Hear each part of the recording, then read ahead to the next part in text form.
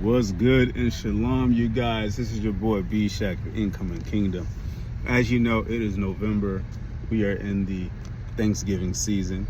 And I just wanted to inform you guys a little bit on a little something, right? On just some of the origins of Thanksgiving, some of what you might not know, all the way back in the time of Rome and Greece area to, what we know today now in America, what it became, what happened with the natives and some of us, as well. As we sit down, at our seats with our family, enjoy turkey and stuffing and lasagna and, my favorite, candy yams with marshmallows and cinnamon, we should also have a time to reflect on the true origins of history, as a lot of our native brothers and sisters have that day as a day of mourning.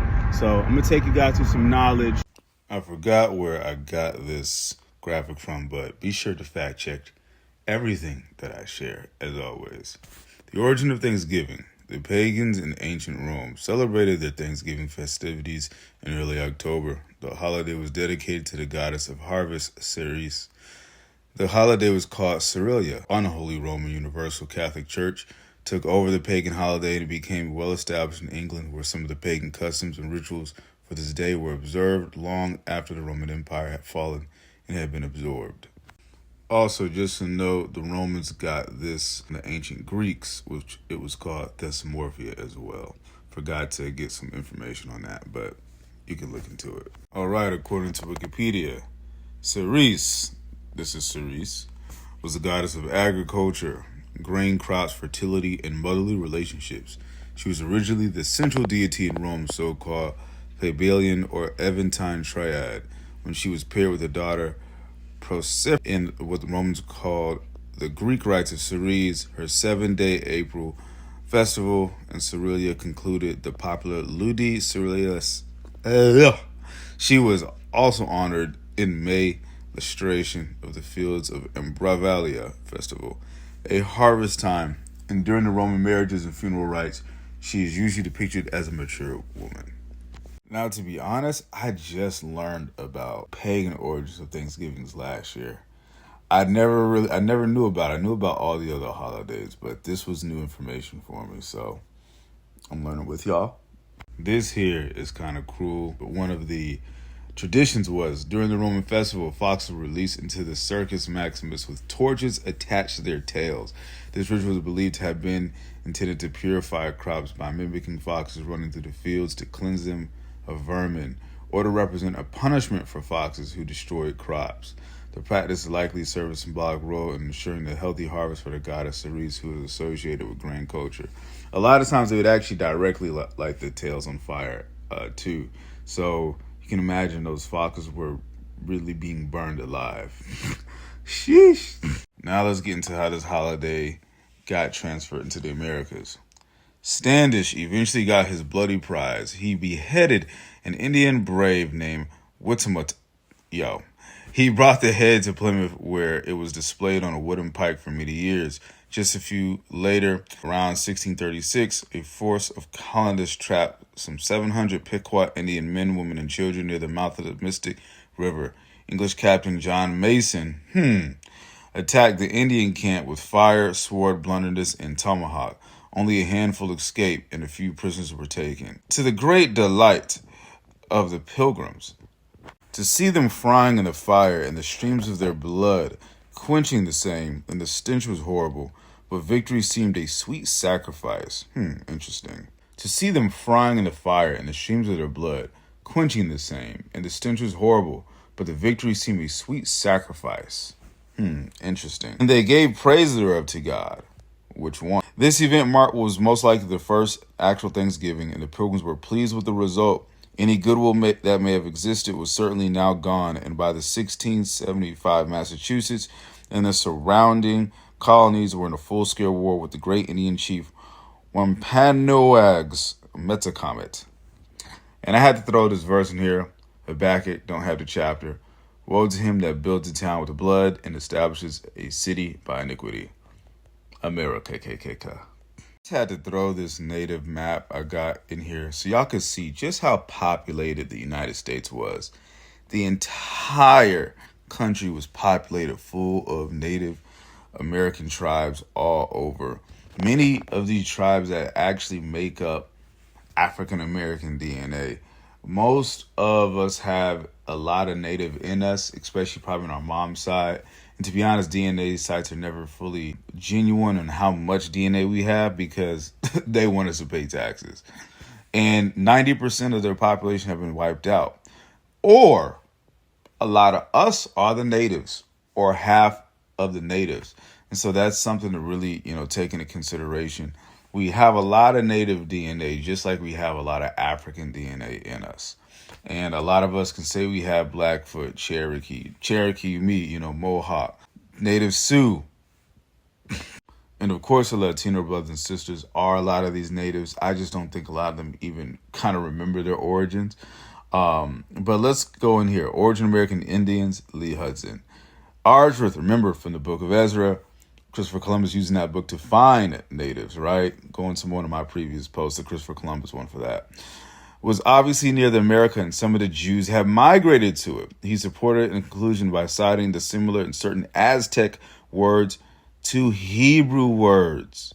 In the Crónica de la Santa Provincia San Diego de Mexico of 1682, all the Medina, though the South American and Yucatecans were descendants of the Gentile elect in Ophir, the Mexicans were originally from the 10 tribes captured by Salamancer, of the family of Issachar, whom the Indians recognized as their special ancestor. Very interesting. And now we're down here. He referred to some anonymous doctor who connected the practice of circumcision in presence of a few words resembling Hebrew in the Yucatan to proselyte a Judaic origin for the Yucatan Indians. That's the same people they used in the second Black Panther. I wonder why that is. And if you just go over here, you'll see other native tribes, the Totori, the Tainos, who were connected to have Hebrew language and Hebrew traditions.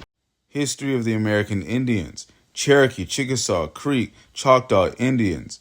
Central to the goal was carefully formulated thesis consisting of 25 arguments proposing to prove that the Indians of America were of Hebrew descent. And you can look into more of that yourself.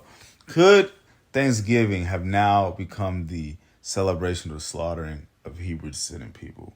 You've seen how a lot of the tribes that African Americans we descend from in Africa also talk about being descendants of Hebrew tribes. And many of these natives we see have similar evidence about them. This is like celebrating the slaughtering of brothers and sisters almost, or family, or even some of our ancestry, as a lot of us have high concentration of native DNA as well as African. The natives looked a lot more Negroid before they did so much intermarrying and being raped by the Europeans. You got some old photos of Cherokee natives down here. I mean, blackity, black, black, black, black, black, black, black, black. But they don't teach us these things. And remember the Libro da Profecias of Christopher Columbus I mentioned in a previous video, where he talked about, read this paragraph and this paragraph, but where he talked about looking for Israelites, referring to them as Mount Zion, the holy, book, to convert all the Isles of the Indies for Ferdinand and Isabel, their Spanish rulers. He was looking for Israelites during the pilgrimage. Seems he found them. And then Thanksgiving is, you get the picture. Here, Book of Nations, descendants of Jimna Asher, another testament of Jesus Christ. Behold, my little remnant is called Kaninkakakaka. But what you find in this book, the Kaninkakaka, or the Mohawk Native American tribes, this specific tribe escaped Jerusalem during the time of Babylon coming to enslave the Israelites. And they traveled all the way to Europe, and some of them all the way to the Americas. And many of them became the Native American peoples, intermingling with people along the way, the Mohawk tribe specifically. And we see how my tribe, the Kikuyu people, descendants of lost tribe of Asher as well, of Yeshua, where, Yeshua and Jimna were both descendants of Asher. So you see how this connects even to us as African Americans and African descendants. Now, you can really look into the Native American names and DNA and show how they have still much Israelite connection too. Cherokee by blood name logs, Israel. Got DNA consultant. I also got interested letter from the chief of Tennessee band, the Cherokee, who lamented at the fact that the tribe members were going through their blah, blah, blah, something DNA testing without proving much Indian and having so much Jewish types among them. It's basically who lost their identity, found out, wait a minute, we have a bunch of, they say Jewish, but Hebrew DNA. It's a little bit blurry, but as you can see, the name logs creak by blood. And all these folk have deer as their last name. Well, let's look at the Bible verse that connects the natives to the deer. This is 49. Naphtali is a hind let loose. He gives goodly words. I want you to think about how the natives are known to hunt mainly deer. Naphtali, the deer is actually the symbol for the tribe of Naphtali, which is one of the 12 tribes. And I don't know if y'all have ever watched a movie with a Native American chief talking, but they always sound very, very, very wise. So it makes sense that their ancestor is described to be as such. Lastly, the term Mexico comes from the Aztec word Mexico or Mexica, which means oil, Messiah, all right, anointed. This is literally the same as my last name, Meshach. And Mexica or Mexico comes from the Aztec, but it's Mexico, Mexico, Mexica, which means anointed oil smeared paint. It's it's Aramaic is literally like the Latino version of the ancient, Samaritans.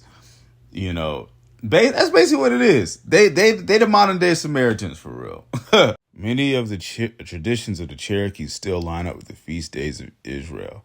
You can, in your own time, go and just read through these feast days and see how they link with the feast days of Israel. So what am I saying here? A lot of us African Americans, if you've been following my videos, we can follow our DNA, look into what tribes we descend from in Africa, and see all this evidence that shows that many of the African tribes we descend from have Hebrew connection, etymology, tradition, language-wise. Many of them still know that they're Hebrews.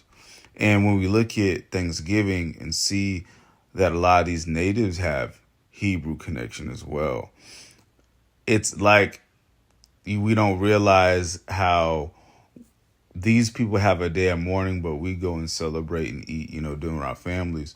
So what I'm telling you is not to not meet for Thanksgiving. I'm not telling you to do anything, but I'm telling you to just understand and commemorate that maybe some of your ancestors fell to these things. Maybe have a moment of silence or reflect, and be truly thankful, right, to where you're at. 90% of the native population is wiped out. And many of them are honestly Latino people that don't even know what tribe they come from today. Much like how we do. We have similar plights, even though they're pretty different. But it's good if we, as Black people, understand our history with this country, to also respect other people that we probably are kin to, for real, when we go back centuries and millennia, have been through the similar and same as us. So it's just a thing of kind of respecting it, honoring it. Me personally, I choose to fast on Thanksgiving. You don't have to do that. I understand y'all want to meet, for family and stuff. It's cool. But this is just knowledge, information, just so we can understand what we're celebrating. There are pagan ties it used to be. Do what you feel, all right? Deuces.